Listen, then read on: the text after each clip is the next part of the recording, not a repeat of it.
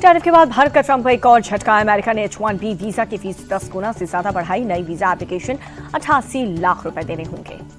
Trump के नए visa नियम से भारत के युवाओं के लिए अमेरिकी में नौकरी का सपना महंगा होगा। भारत की टेक कंपनियों में अफरा तफरी मची।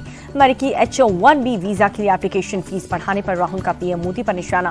सोशल मीडिया एक्स पर लिखा, भारत के पास कमजोर प्रधानमंत्री। कथित वोट चोरी पर राहुल गांधी का बड़ा बयान, कहा कि बहुत जल्द हम हाइड्रोजन बम फोड़ने जा रहे हैं। यह ऐसा बम होगा जो हालात की हकीकत को पूरी तरह से तहस नहस कर देगा। राहुल गांधी बोले, मोदी जी वोट चोरकर चुनाव जीते। हम जो कुछ भी कह रहे हैं उसका हमारे पास पुख्ता सबूत, बिना सबूत के मैंने कभी कुछ नहीं बोला। रविशंकर प्रसाद का राहुल गांधी पर पलटवार, कहा कि क्या बोलना चाहिए ये सीखने के लिए उनको ट्यूटर की जरूरत है। मैंने उन्हें सीरियसली लेना बंद कर दिया है। बीजेपी प्रवक्ता शहजाद पूनावाला बोले कि जो खुद महाचोरी में लिप्त हो, दूसरों पर चोरी का इल्जाम लगा रहा है, राहुल का हाइड्रोजन बम आत्मघाती साबित होगा। राहुल गांधी के आरोपों पर केंद्रीय मंत्री और जेडीयू नेता ललन सिंह बोले कि वो लोकतंत्र का मजाक उड़ा रहे हैं। एक बात की 100 बार कहने से वो सच नहीं हो जाएगा। दिवाली से पहले गुजरात को पीएम मोदी ने 34,200 करोड़ की सौगात, कहा कि हमारा सबसे बड़ा दुश्मन दूसरे देशों पर निर्भरता है। गुजरात में पीएम मोदी का कांग्रेस पर अटैक, कहा कि कांग्रेस की गलत नीतियों के कारण देश के बहुत नुकसान हुआ। समुद्र में से समृद्धि कार्यक्रम में पीएम मोदी बोले, जितनी विदेश निर्भरता उतनी देश की विफलता। तेजस्वी यादव की बिहार अधिकार यात्रा का आज आखिरी दिन है। वैशाली में होगा समापन।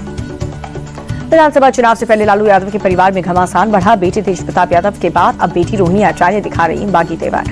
रोहिणी आचार्य के बयान को लेकर के जेडीयू का तेजस्वी पर अटैक। नीरज कुमार बोले, तेजस्वी राहुल गांधी के ड्राइवर बने हैं, रोहिणी को इसी बात पर पीड़ा है। तेजस्वी के करीबी संजय यादव पर इशारों में तेज प्रताप का हमला, कहा कि आरएसएस और बीजेपी विचारधारा के लोग हर दल में घुसे हैं। मैं जयचंद का नाम नहीं लेना चाहता। चिराग पासवान की पार्टी ने बढ़ाई बीजेपी की टेंशन। सांसद राजेश वर्मा बोले, 2015 में 43 सीटों पर लड़े थे, आज के हालात में हमें उससे ज्यादा सीटें मिलनी चाहिए। एनडीए में मतभेद से बीजेपी सांसद रविशंकर प्रसाद का इनकार, कहा कि नीतीश कुमार के नेतृत्व में एनडीए को सत्ता में लाने के लिए हम सब साथ हैं। दरभंगा और मधेपुरा में तेजस्वी यादव के खिलाफ ओबीसी की पार्टी का प्रदर्शन। एआईएमआईएम को महागठबंधन शामिल करने की मांग, कार्यकर्ताओं ने तेजस्वी का रथ रोका। दिशा पाटनी केस का जिक्र करके सीएम योगी आदित्यनाथ, गोली लगते ही अपराधी को यूपी आने की गलत समझ आई। महिला सुरक्षा में सेंध पर यही अंजाम होगा। सीएम योगी आदित्यनाथ के बयान पर अखिलेश यादव का पलटवार, कहा कि एनकाउंटर से लॉ एंड ऑर्डर नहीं सुधरता। अगर ऐसा होता तो फिर इतनी गंभीर घटनाएं होती ही नहीं। सीएम योगी का सपा पर बड़ा हमला, कहा कि 2017 से पहले बेटियां सुरक्षित नहीं थी, स्कूल की हालत भी दयनीय थी। मथुरा में मुख्यमंत्री योगी आदित्यनाथ को धमकी देने वाला शख्स अरेस्ट। गिरफ्तारी से पहले ड्रामे करते हुआ नजर आया। पुलिस से बचने के लिए घर की छत पर चढ़ा। बलिया में शिक्षक हत्याकांड का आरोपी गिरफ्तार। पुलिस की जवाबी कार्रवाई में पैर में गोली लगी।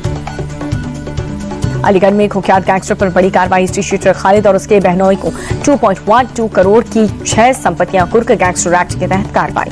बाराबंकी में थाने के गेट पर बनाई गई रील को लेकर के बवाल हुआ। रील डिलीट कराने पहुंची पुलिस को लड़की ने जान देने की धमकी दी, हाथ में चाकू लेकर धमकाया। बहराइच में आदमखोर भेड़िए का आतंक। घर के बाहर खेल रहे 3 साल के मासूम को उठाया। सैकड़ों की संख्या में गांव वाले बच्चे की तलाश में जुटे। दिल्ली के रोहिणी में पुलिस और गोगी गैंग के बीच मुठभेड़ हुई। पुलिस की जवाबी कार्रवाई में 2 बदमाश को गोली लगी। अपराधियों के खिलाफ दिल्ली पुलिस का ऑपरेशन आघात। 63 से ज्यादा अपराधी अरेस्ट। दिल्ली के स्कूल को फिर से बम से उड़ाने की धमकी। डीपीएस द्वारका समेत कई स्कूल में थ्रेट कॉल। पुलिस और बम स्क्वाड की जांच में कुछ भी संदिग्ध नहीं मिला।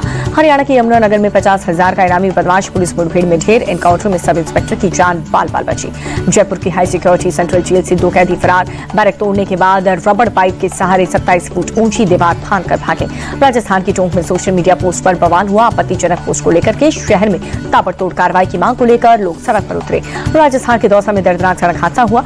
सड़क पार कर रही 4 साल की बच्ची को तेज रफ्तार ट्रैक्टर ट्रॉली ने कुचल दिया। बच्चे की हालत गंभीर। मुंबई के वसई में भीषण जाम ने ली 2 साल के मासूम की जान। मुंबई अहमदाबाद हाईवे पर ट्रैफिक जाम में करीब 5 घंटे तक फंसी रही एम्बुलेंस। दिल्ली की मुख्यमंत्री रेखा गुप्ता का आम आदमी पार्टी पर हमला, कहा कि सस्ते हथकंडे और रील के लिए गौ माता की राजनीतिकरण करती है केजरीवाल की झाड़ू सरकार पार्टी। उत्तराखंड में सड़क पर उतरा कुर्मी समाज। जगह जगह रेल रोक करके प्रदर्शन किया गया। 13-14 अक्टूबर को न्यूजीलैंड के साथ हुई डील के अगले दौर पर बातचीत। कॉमर्स मिनिस्टर पीयूष गोयल बोले, तीसरे दौर की बातचीत में कई मसलों पर सहमति बनी।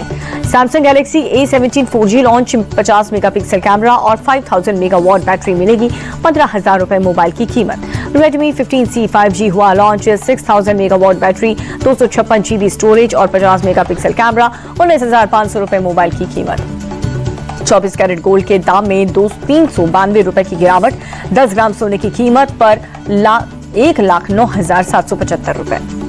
चांदी के भाव में 900 रुपए की बढ़त। 1 किलो चांदी की कीमत 1,28,500 रुपए। एशिया कप में एक दूसरे से फिर से भिड़ेंगे भारत पाकिस्तान। 21 सितंबर को सुपर 4 में होगी टक्कर।